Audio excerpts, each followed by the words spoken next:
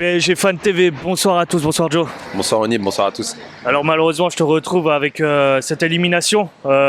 C'était quelque chose qu'on ne voulait pas, certainement qu'on ne s'attendait pas non plus parce qu'on espérait un meilleur jeu. Et je sais que tu as été énervé par rapport à ce jeu qui a été non constructif et surtout pas à notre faveur. Clairement, alors la colère elle va être contenue parce que j'ai pas envie de leur donner. Mais la colère, elle est là. Aujourd'hui, on a un PSG qui est ronronnant. Malheureusement, toutes les craintes qu'on a eues, en fait, on les a vues ce soir. Alors, pas pour les dédouaner, mais t'as une équipe qui joue tout, qui joue sa vie. Marseille joue sa vie ce soir parce que c'est le match le plus important de leur saison. Malheureusement, pour le calendrier, pour nous, joue pas en notre faveur et qu'on doit en fait gérer quelque part, même gérer dans les têtes, et ce qui est pas simple. Après, une fois que t'as enlevé cette partie-là, sur le terrain, compliqué, vraiment. Et est-ce qu'au final, c'est pas un problème de joueur sur le choix de l'entraîneur ? C'est un tout, c'est un problème de joueur, c'est un problème tactique. Déjà, il y a une chose que tu vois, et pour moi, c'est flagrant, quand même Messi et Neymar, qui n'ont pas été très bons en fait ce soir, mais moi je trouve par exemple que Messi, en fait, Neymar a eu pas mal d'engagement. Tu vois qu'en fait ça percute pas, il n'y a pas de verticalité, on fait des passes qui sont stériles, on joue à la baballe. Tu vois qu'en fait au final on a 100 passes de plus que Marseille, ça me fait penser en fait un peu au jeu de l'Espagne actuellement qui au final arrive pas à être tranchant devant. Et t'as pas de verticalité, tu cherches à jouer à la baballe, tu cherches à rentrer avec la balle dans les cages. Sauf que ce soir ça marche pas contre cette équipe là. Et que même quand tu perds 2-1, alors ok on a un sursaut de 1 partout, mais même quand tu perds 2-1, t'as toute une mi-temps pour revenir et t'arrives pas à le faire. Et ça montre que t'as pas de caractère derrière.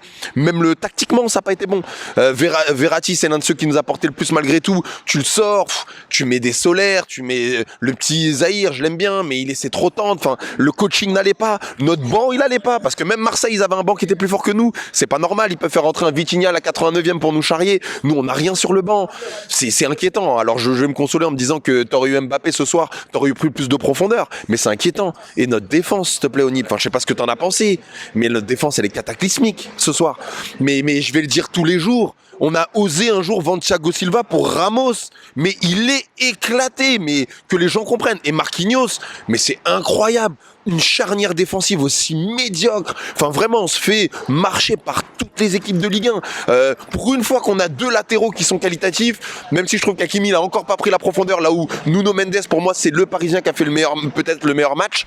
Mais derrière c'est quoi ce milieu de terrain? C'est quoi ces latéraux? C'est compliqué, vraiment c'est compliqué. Est-ce que tu trouves qu'on se met en danger, notamment quand il y a ces pertes de balles dans l'axe et surtout près de notre surface de réparation? Tu l'avais noté il y a pas longtemps. Est-ce que c'est quelque chose que, à ton avis, c'est demandé par notre entraîneur? On perd beaucoup de balles dans l'axe, t'as totalement raison. Le problème, c'est qu'avant, quand on le faisait, en fait, on avait l'aisance technique de pouvoir repartir. C'est-à-dire qu'on essaye d'avoir un peu un jeu genre aisance technique de repartir avec la balle à ras de terre, mais sauf qu'on ne les a pas. Solaire, Ruiz, Marquinhos, tous ces mecs-là, ils ont plus. Marquinhos l'a plus. Ils ont plus ce jeu en fait de pouvoir relancer proprement. Même Verratti fait des pertes de balles à ce niveau-là. Neymar qui s'énerve, il va redescendre, ils font des pertes de balles. C'est-à-dire que même là où on était fort, ça devient en fait des points faibles chez nous. Et c'est extrêmement alarmant. C'est extrêmement alarmant. Vraiment, je suis dégoûté parce que putain, c'est l'équipe contre qui tu veux pas perdre. Après, voilà, je reviens en fait dessus. Le calendrier, il est vraiment dégueulasse pour nous. On joue trop haut. Dans nos têtes, on est déjà en fait à la semaine prochaine. Mais voilà, ça fait vraiment chier, Un dernier mot pour terminer? Un dernier mot, bah voilà, on est dégoûté, mais il faut voilà, on va penser pur parisien, on va peut-être se faire charrier par des Marseillais, c'est le jeu, ok.